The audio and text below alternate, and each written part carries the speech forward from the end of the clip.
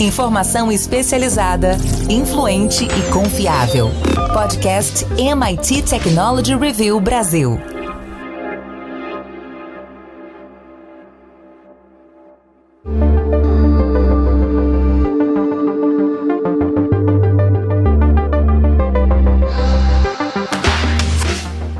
Olá, eu sou André Miceli e esse é mais um podcast da MIT Technology Review Brasil. Hoje, eu e Rafael Coimbra vamos falar sobre acessibilidade. O que a tecnologia prometeu e o que, de fato, entregou para melhorar a vida das pessoas. Antes da gente começar, eu quero dizer que esse podcast é um oferecimento do SAIS, líder em Analytics, e também te convidar para entrar para a nossa comunidade lá em www.mittechreview.com.br/assine. Rafa Coimbra, dentre as muitas promessas da tecnologia, uma delas é individualizar soluções que podem gerar um mundo mais inclusivo.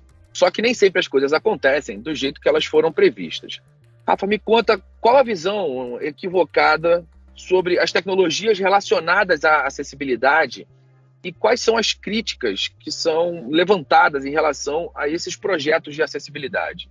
André, tem duas questões que a gente pode analisar quando ouvimos essas notícias de vez em quando, que tem um novo equipamento, uma nova tecnologia, algo que realmente vai melhorar a vida das pessoas. Lembrando que a gente está falando aqui de múltiplas dificuldades. Tem pessoas que têm deficiência de fala, outras pessoas têm deficiência de locomoção. E aí, quando a gente vai analisar uma novidade, chama atenção, né? Sei lá, alguém está usando pela primeira vez uma prótese de uma perna que tem ali múltiplos componentes eletrônicos. Ou, há pouco tempo, alguém fez uma cirurgia em que foi implantada ali uma espécie de uma ponte entre o cérebro e o restante do corpo da pessoa que tinha ficado paraplégica por um acidente. Quando a gente ouve esse tipo de notícia impressionante, isso dá a entender que a tecnologia está disponível a todo mundo, o que não é verdade. É importante que a gente registre esses momentos, são momentos que abrem uma porta de esperança para muitas pessoas, mas, primeiro, entre sair do laboratório, sair do caso específico ali de um teste, às vezes, de um ambiente controlado, para aquilo se disseminar, existe um tempo. E esse tempo, às vezes, é muito mais do que quem está precisando daquela tecnologia para ser auxiliado vai acontecer. A pessoa está achando que vai no mês seguinte aparecer para ela e não vai. 2, esse preço inicial, ele geralmente é muito caro, né? Quando a gente fala dessas tecnologias bem inovadoras mesmo, elas são muito disruptivas, elas são feitas por pouquíssimas empresas, não tem uma competição no mercado ainda para que os preços cheguem de maneira acessível a todo mundo. Esse é um outro empecilho. E por fim, André, tem uma coisa muito importante que é uma palavra que você até usou, que é a personalização. É muito difícil que a mesma solução adotada por alguém que tem algum tipo de deficiência seja adotada por outro, porque os graus variam de pessoa para pessoa. Então exige, na maior parte das vezes, é claro que eu estou aqui falando hipoteticamente, mas na maioria das vezes exige-se que a pessoa que vai usar algum tipo de tecnologia dessas crie alguma forma de adaptação. Ela tem que, nem que seja para customizar a prótese, o aparelho, ela tem que fazer algum ajuste fino para que a tecnologia se adapte ao corpo dela, à mente dela, ou até mesmo como ela vai usar, né? Se a gente falar de um aplicativo, por exemplo, ela tem que aprender a usar aquele aplicativo. E nem todo mundo vai conseguir usar da mesma maneira. Então, são vários componentes que, quando a gente coloca isso tudo numa linha ou no mesmo bolo de acesso, isso acaba virando uma grande barreira.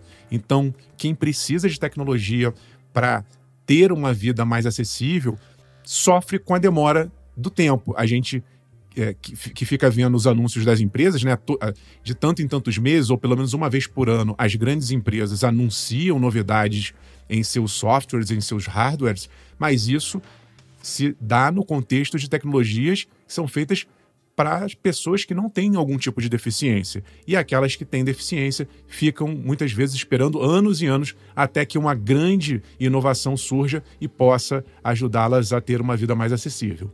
Pois é, até porque quando a gente olha essa necessidade de suporte, de alguma maneira, a gente vai encontrar soluções que são mais sofisticadas. A gente tem visto agora ondas cerebrais, capacetes ou medidores de comandos no cérebro, ajudando pessoas com problemas de locomoção, pessoas que tiveram ali um rompimento da medula e, a partir dessas ondas do cérebro, conseguem enviar comandos para o seu corpo, para mexer os braços, para mexer as pernas. Então, pacientes com algumas características bem duras em relação a esses níveis de deficiência que você mencionou, Rafa.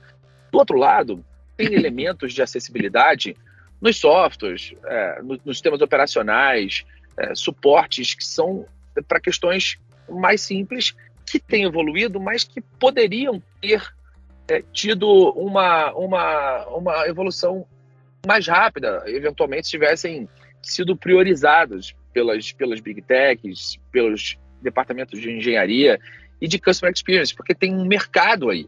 As pessoas que têm esse tipo de dificuldade, elas procuram uma vida melhor e até que fosse por uma decisão de negócio. É óbvio que a gente espera que as empresas se mexam por outras questões também, mas ainda que fosse só pelo negócio, seria um mercado interessante, um mercado potencial. Rafa, eu te pergunto, além do óbvio para a sociedade, qual a importância de criar essas perspectivas inclusivas?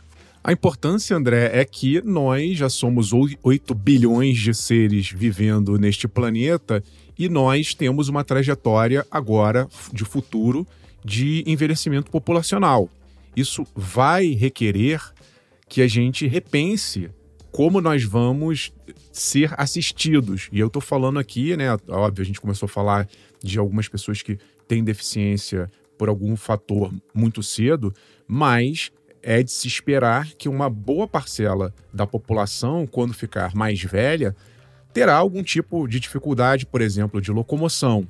E aí, ao mesmo tempo em que a gente tem esse envelhecimento populacional, na base da pirâmide a gente está notando que está tendo uma redução de nascimentos, de jovens. Então vai faltar, resumo da história, André, vai faltar cuidador para muita gente que vai precisar de ajuda lá na frente. Inclusive, pode ser o nosso caso aqui, a gente não sabe. Mas a questão é, a gente vai precisar de tecnologias que nos ajudem. E é importante que a gente comece a pensar nisso, já era para... a gente já está pensando com mais velocidade, mas agora vai ser realmente uma questão global. E a gente lembra que, por exemplo, a gente está falando aqui o tempo inteiro de hardware e software. Né? Para determinadas características, por exemplo, para dificuldade de fala, o iPad ele foi a última grande invenção de hardware, diria assim, mais coletivamente. Né? O iPad é de 2010, e qual foi o grande salto que ele deu? Ele se transformou numa tela, a gente já tinha, obviamente, os telefones, mas com aquela tela pequenininha, para quem tem dificuldade de comando, né? Às vezes não consegue mexer os braços, as mãos de maneira adequada. Com o iPad, com essa tela maior, a pessoa conseguia colocar aplicações ali. Algumas empresas começaram a fazer aplicativos em que você tinha assim, grandes botões com a facilidade da tela touchscreen. Isso hoje parece simples para a gente em termos de tecnologia, né? Uma tela touchscreen maior, mas para uma pessoa que depende desse tipo de avanço, foi um salto gigantesco. Mas isso, como eu disse, foi em 2010. 13 anos depois, a gente ainda não tem um hardware que consiga fazer algo parecido em termos de facilitar a vida dessas pessoas com deficiência. Talvez os novos óculos de realidade mista, como o Vision Pro da Apple e os óculos lá do Zuckerberg, da Meta, eles consigam trazer novos ecossistemas de aplicativos para pessoas que necessariamente não vão precisar nem do comando físico, porque a câmera é capaz de, por exemplo, rastrear a retina. Então, hoje, algumas pessoas que não conseguem nem mexer, né, nem fazer comandos com toque dos braços, porque não tem esse movimento, elas necessitam de, às vezes, usar um super equipamento com uma câmera que registra o movimento dos olhos. E os óculos da Apple anunciados, eles mostram que isso é possível. Existe ali um rastreamento de retina a princípio para desbloquear o aparelho, mas a gente pode imaginar que se alguém criar aplicações em cima dessa tecnologia embarcada no hardware, a pessoa eventualmente vai comandar o que ela está vendo ali na frente dela apenas pelos olhos ou pela voz. Então eu vejo, André, olhando um pouco para frente, como esses novos equipamentos de realidade mista, eles deverão ser esse próximo grande salto em hardware, para democratizar mais o acesso a pessoas que têm dificuldade. Mas, como eu disse, é só a base, né? Da mesma maneira que o iPad foi a base, talvez o óculos de realidade mista seja uma nova base, e aí é preciso que a gente atraia desenvolvedores, podem ser empresas, podem ser pessoas que só querem ajudar as outras, mas fato é, a gente vai precisar de gente para desenvolver novas aplicações em cima desses equipamentos. Mas ainda assim, isso é uma base para democratizar para muitas pessoas. Mas para outros elementos mais personalizados, a gente também vai precisar de uma ação mais reforçada, eu vou dizer assim. Por exemplo, algo que começou um tempo atrás e até hoje não se desenvolveu da maneira como algumas pessoas gostariam, é a impressão 3D de próteses. Eu conheço muita gente que já disponibiliza, você já consegue encontrar de graça na internet modelos de 3D para que a pessoa faça ali uma impressão de uma prótese, inclusive com movimentos, não vou dizer super sofisticados, porque não dá para fazer tudo ainda, mas com movimentos bem mais precisos, né? Nessa relação de custo-benefício, você poder imprimir ali a prótese da mão em casa, isso torna o custo muito mais acessível. Mas ainda assim, como eu estava falando, não é 100% perfeito, porque a pessoa provavelmente vai precisar ajustar aquilo ali a uma parte do corpo dela. Então, talvez uma combinação de impressão 3D com um escaneamento corporal, e aí sim fazer um projeto que seja personalizado para a necessidade daquela pessoa, isso tudo ainda tem que evoluir muito, a gente está devagar nessa história. E as crianças podem ser grandes beneficiadas nesse processo, porque as crianças que precisam desse tipo de solução, elas precisam também trocar as próteses à medida que elas vão crescendo. E aí os doutores Pedro Freitas e Renato Rosenthal são uma solução de impressão 3D que a criança, primeiro, ela precisa trocar só 3 vezes ao longo da vida se ela começar bem cedinho. Então precisa trocar quase todo ano, que é o que acontece com as próteses tradicionais. E segundo, que é muito mais barato. Uma prótese que custava entre 120 e 200 mil reais passa a custar 10, 15 mil reais. E inclusive o SUS pode, diante dessa diminuição de custo, pode ampliar esse benefício para o Brasil inteiro. Pode ser muito mais fácil conseguir esse tipo de solução para as pessoas. Então, essa questão da impressão 3D é, de fato, uma tecnologia que pode mudar demais a vida das pessoas, Rafa. A questão Apple, você trouxe o iPad e esses 13 anos de desenvolvimento ou de soluções de acessibilidade, eu queria te ouvir um pouco mais sobre as impressões em relação à própria empresa. A Apple é uma empresa que é bastante conhecida pela importância que dá à experiência do usuário, mas eu queria refletir aqui um pouco com você, Rafa, se de fato os equipamentos têm acompanhado essa característica de, por exemplo, necessidade de coordenação motora fina, que vai aumentar à medida que a população do mundo envelhece. A gente viu ali uma evolução dos assistentes de voz, softwares que têm sido embarcados em praticamente todos os gadgets e devices que vão sendo lançados. E aí, Rafa, eu queria ouvir de você qual a tua visão sobre a importância que a Apple dá para a experiência do usuário em geral e qual a importância que você percebe para esse tipo de usuário que precisa de algum tipo de suporte, que tem acessibilidade como uma demanda para usar os aparelhos e equipamentos. A empresa, ela é uma empresa comercial, então, obviamente, o principal objetivo dela é vender produtos para consumidores novos, para consumidores que já fazem parte ali do seu ecossistema, Mas sim, ela tem ali uma parte, como outras grandes empresas de tecnologia, para aumentar a acessibilidade. A grande questão, André, que eu vejo assim, realmente de desafio, é você, eu vou chamar assim de um desacoplamento hardware-software.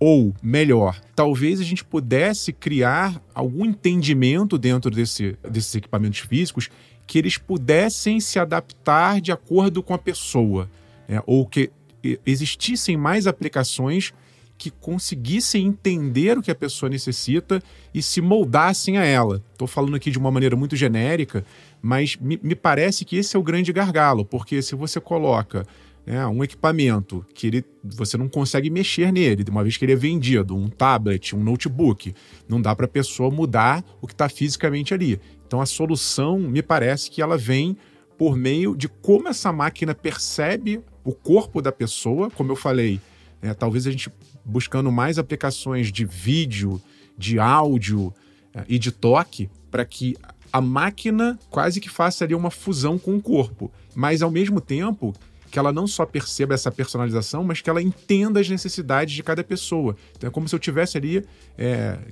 sonhando alto aqui, um sistema operacional individual para cada um programa específico para cada um, uma leitura da câmera para cada um e uma audição dos microfones para cada um. E aí, André, eu vou além, aqui já especulando, essa entrada de inteligência artificial generativa também poderia ser uma tecnologia aliada nesse processo de cocriação, porque a ideia é que a máquina fosse entendendo, essa pessoa ela tem dificuldade de locomoção, então a câmera, aí eu já estou falando aqui de uma inteligência artificial meio multimodal, né? A câmera estudaria ali os movimentos da pessoa e traria ali quase que um diagnóstico, bom, essa pessoa precisa dessa necessidade aqui, dessas aplicações, ou ela está falando num tom de voz mais baixo, eu tenho que aumentar a captação e transcodificar o que ela está falando no tom dela, ou eu posso, a partir de comandos de texto, gerar vozes sintéticas, que é uma tecnologia que já está razoavelmente dominada, nessa da transcrição, tanto ouvir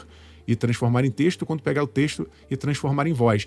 Eu vejo, assim, um grande leque de possibilidades, mas para isso a gente precisa de pessoas, não só a empresa mãe que está ali por trás da base dessas tecnologias, mas desenvolvedores, mas sempre incluindo quem é aquela pessoa que realmente precisa de acessar essa tecnologia. Não dá para ficar também imaginando sem ouvir quem está precisando do outro lado, mas eu imagino que existam características mais ou menos parecidas de grupos de pessoas com necessidades mais ou menos parecidas e que se a gente deixar só esse último passo para a máquina fazer, mapeando as necessidades de cada um, isso eu acho que seria algo fundamental para pensar nessa acessibilidade do futuro.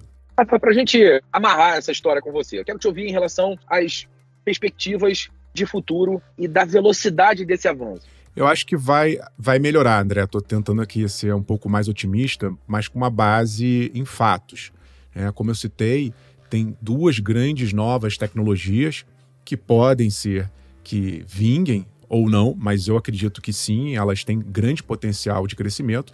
No caso, a inteligência artificial generativa multimodal, essa incluindo não só texto, mas outros recursos, e os novos óculos que chegam aí para competir num mercado potencialmente promissor, vamos dizer assim. Por que eu estou dizendo isso? Porque da mesma maneira que a gente viu ecossistemas sendo criados a partir de smartphones, e aí eu estou falando desde o ecossistema em torno da Apple, como o ecossistema criado em torno do Android, da Google, eu vejo uma possibilidade de novos ecossistemas serem criados em cima dessas novas tecnologias. E essas novas tecnologias, como eu falei, elas permitem um entendimento mais preciso de cada pessoa.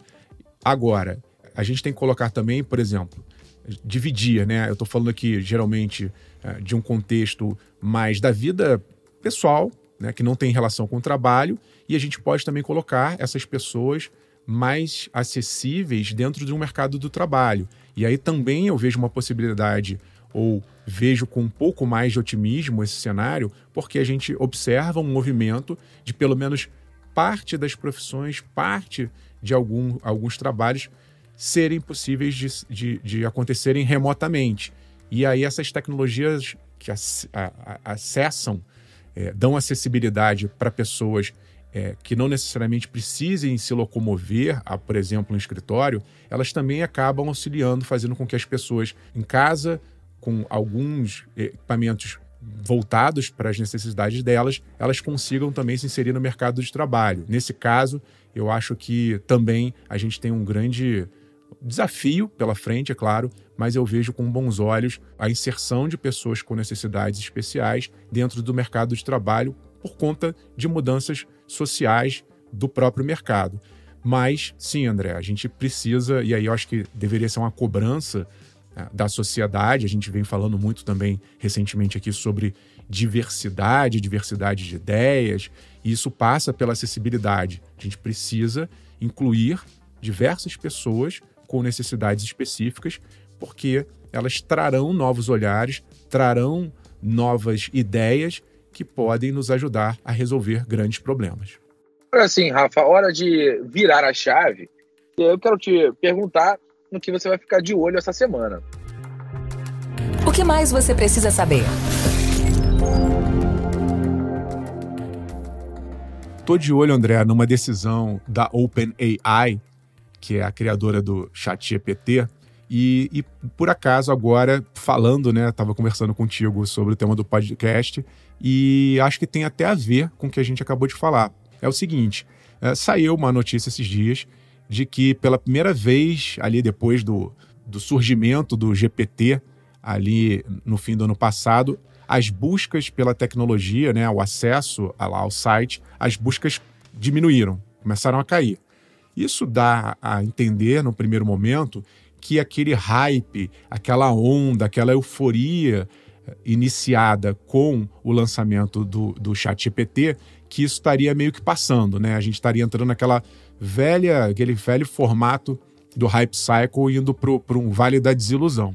Isso, sim, é muito provável que esteja acontecendo. Sim, é bom que isso aconteça, porque é importante que a gente comece a dar aplicações concretas para uma grande ideia que é a inteligência artificial generativa.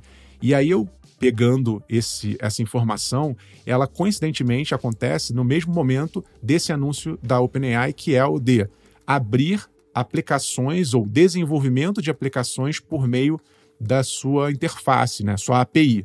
O que eu quero dizer com isso? A partir de agora, já tinha uma lista ali de 4 milhões de potenciais desenvolvedores querendo criar ou co-criar programas usando o GPT de fundo. Isso agora estará disponível. Você imagina, 4 milhões, claro, nem todo mundo deve acabar seguindo nesse objetivo, mas eu imagino que uma grande parte, sim, de desenvolvedores e novos também vão ser atraídos nesse primeiro momento, vão começar a dar vida não só a esse tipo de pergunta e resposta que a gente se acostumou, quem usa o GPT, mas a pensar em novas possibilidades. Então eu vejo isso como um início, ainda bem, a gente está num estágio bem incipiente, mas eu acredito que isso vai ser um início de uma grande revolução, porque é a partir desses novos programas, desse novo ecossistema que vai ser criado, é que surgirão inovações extremamente relevantes, como talvez, quem sabe, a gente torce, por exemplo, para o campo da acessibilidade. Bom, Rafa, eu tô de olho na nossa figurinha carimbada aqui do podcast MIT Technology Review, nosso Elon Musk. Ele está processando o escritório de advocacia que, segundo suas palavras, o obrigou a comprar o Twitter. Além disso, exagerou no projeto legal e cobrou $90 milhões para acompanhá-lo e assessorá-lo.